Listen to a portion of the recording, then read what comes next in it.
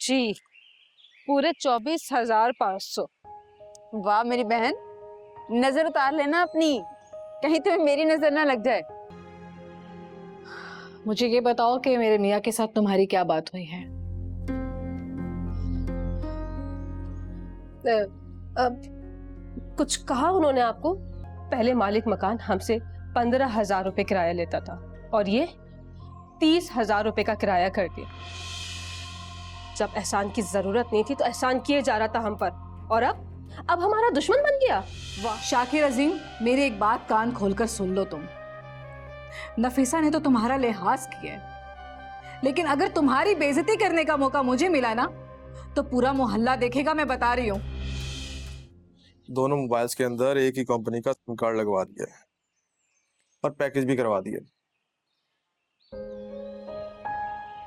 पूरे 4 घंटे भी बात करो ना तो पूरा महीना पैकेज खत्म नहीं हुआ। टोटल कितना खर्चा आया?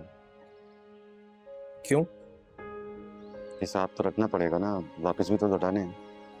हिसाब तो लूंगा मैं क़यामत वाले दिन।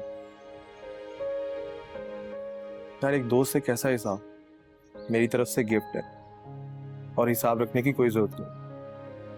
तुम्हारा ये एहसान मैं जिंदगी भर नहीं भूलूंगा। सलमान भाई शर्मिंदा कर रहे हो मुझे, मेरे मुंह पे कह रहे हो एहसान। हाँ तो एहसान ही है, और क्या है ये? एहसान तो मुझ पर होगा अगर मुझे अपनी मदद करने दो तो। वो मैंने नफीसा से बात की थी मगर वो मानी नहीं। समझाया नहीं? समझाया था उसे, फिर वो मुझे समझाने लगी तो मेरी समझ में बात आ गई। चलो ठीक है, इसमें नंबर है मेरा, कभी भी किसी चीज की जरूरत हो तो मुझे कॉल कर लेना। फिक्र नहीं करो, जब तक इस व्हील चेयर पे हूं ना तुम्हें तंग करता रहूंगा। मैं तंग होता रहूंगा। डॉक्टर ने क्या कहा? डॉक्टर कह रहा है कि अब आहिस्ता आहिस्ता ठीक होगा, जाहिर है इंशाल्लाह। पहले से तो बेहतर है तबीयत अब।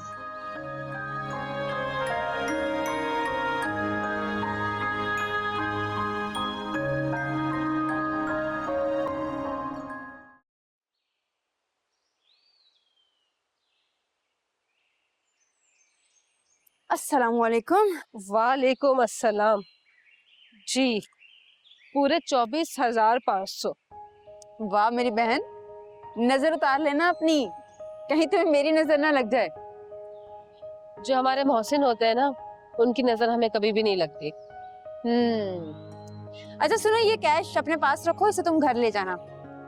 कैशियर से फोन पर बात हुई थी, वो आज जल्दी छुट्टी पर चला गया। तो क्या ये मैं अपने साथ घर पे ले जाऊं? हाँ, तो इसमें क्या प्रॉब्लम है? वैसे भी जब कैशियर जल्दी छुट्टी पे चला जाता है या फिर हम लेट हो जाते हैं तो फिर हम अपने साथ घर ले जाते हैं, अगले सुबह जमा करवा देते हैं। ठीक है, चलें फिर। हाँ।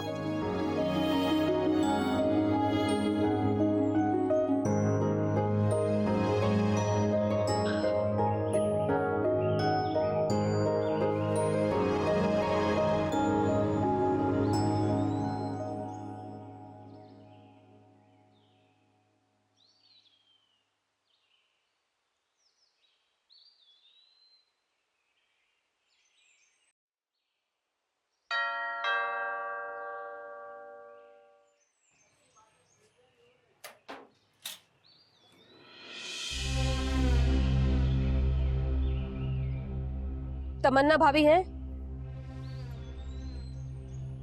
क्या काम है तुम्हारे? मुझे तमन्ना भाभी ने बुलाया था किसी काम के लिए। नफीसा अंदर आ जाओ। शाकिर आप इफ्तारी का सामान ले आए जाकर।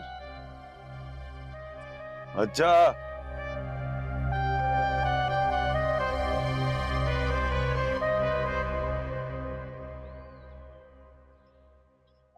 अस्सलाम वालेकुम भाभी। वालेकुम अस्सलाम, आओ बैठो। जी रोजा है तुम्हारा? जी। नौमी कैसा है आप? जी भाभी, अब ठीक है वो। नौकरी कर रही हो तुम? जी, क्या नौकरी कर रही हो? वो मैं प्रोडक्ट सेल करती हूँ। अब मतलब ग्रोसरी का सामान जो परचून की दुकान पे होता है, हमारी कंपनी उसको लाट में उठाती है और हम कम कीमत में घर घर जाके बेचते हैं। 8-10% हमारा कमीशन होता है और हमारी कंपनी को भी 10-15% मिल जाता है। कितना कमीशन बच जाता है? जितनी मेहनत होती है उतना कमीशन बन जाता है। शुक्र है अल्लाह का, गुजारा चल रहा है। बड़ी हिम्मत है तुम्हारी।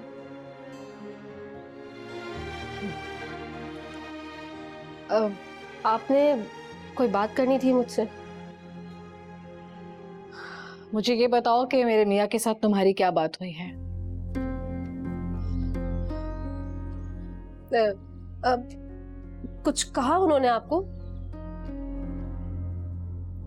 नहीं, इसलिए तो तुमसे पूछ रही हूँ। बहुत तपे हुए हैं तुम पर। साफ साफ बताओ नफीसा, बात क्या है? कह रहे थे बेइज्जती की है तुमने उनकी। मैं एक गरीब और मजबूर औरत हूँ। मैं भला किसी की क्या बेइज्जती कर सकती हूँ? तो फिर ऐसा क्या हुआ है जो तुम्हारा नाम सुनते ही उनके मुंह पे गुस्सा आ जाता है? एक तो तुम लोगों पर एहसान किया है, तुम्हारा मकान खरीद के तुम्हें मकान में रायत कर दी है कि जब पैसे होंगे किराया दे देना।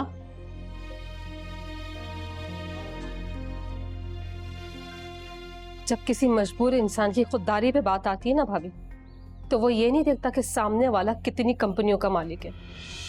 जब हमें किसी मदद की जरूरत ही महसूस नहीं है तो वो क्यों बार बार हमारी मदद करने पर तुला हुआ है? व्हील चेयर की जिद कर रहा था, मैंने साफ मना कर दिया और मेरी इजाजत के बगैर उसने हमारे घर का बिजली का बिल अदा कर दिया। और तो और मेरे इल्म में लाए बगैर उसने हमारा घर खरीद लिया। क्यों? आखिर वो हम पे इतना एहसानात क्यों कर रहा है जब हमें इन सब की कोई जरूरत नहीं है? तो तुम्हें क्या मसला है? करने दो उसे तुम्हारी मदद। किसी की जरूरत नहीं थी आज से पहले मेरे घर में मेरी इजाजत के बगैर घुसने की, और वो बेधड़क हमारे घर में घुसता है। मकान खरीद लिया तो क्या, मुरम्मत के बहाने रोज घर में आने की कोशिश करता है। कल को वो इन एहसानात के बदले हमारे घर के फैसले अपने हाथ में ले लेगा। आप बताएं भाभी, अगर मेरी जगह आप होती तो आप क्या करती? जब मैंने उसको मदद करने से मना कर दिया तो पता है उसने क्या किया? नया किरायानामा बनवा के हमारे घर में भेज दिया। पहले मालिक मकान हमसे 15,000 रुपए किराया लेता था और ये 30,000 रुपए का किराया कर दिया। जब एहसान की जरूरत नहीं थी तो एहसान किए जा रहा था हम पर, और अब हमारा दुश्मन बन गया। वाह! वैसे भाभी, आप खुद समझदार हैं। मैं अब आपको और कुछ नहीं बताऊंगी। अच्छा बुरा भला सब आप सोच सकती हैं। अफ्तारी का टाइम है, मुझे जाना है।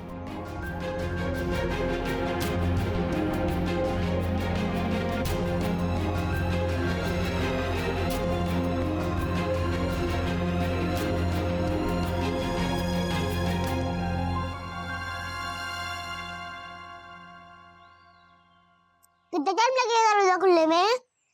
हाय अल्लाह नोमी, अगर तुम रोजा रखते तो कितना शोर मचाते। रोजा ना रख के भी तुम्हें टाइम की पड़ी रहती है। तुमको क्या तकलीफ है? अरे चुप हो जाओ तमीज से, हर वक्त लड़ाई करते रहते हो।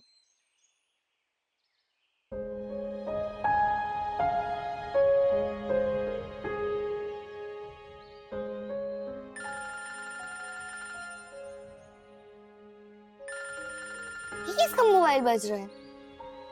पता नहीं, कमरे से आवाज आ रही है।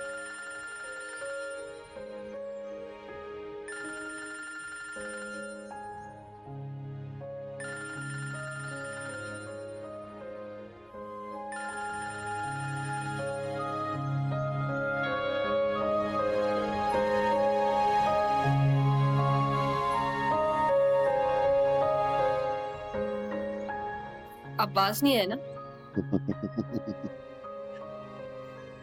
एक दोस्त ने पैसे उधार लिए थे, उसने वापस कर दिए तो मैंने ये 2 फोन खरीद लिए। झूठ बोलने के लिए रोजा खुलने तक का तो इंतजार कर लेते आप।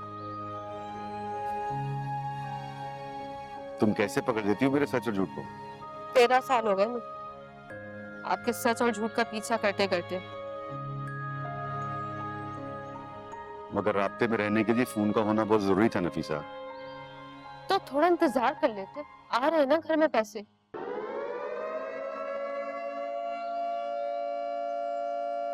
चलो बाकी की बहस अब अफ्तार के बाद करेंगे। चल बिस्मिल्लाह पढ़ के।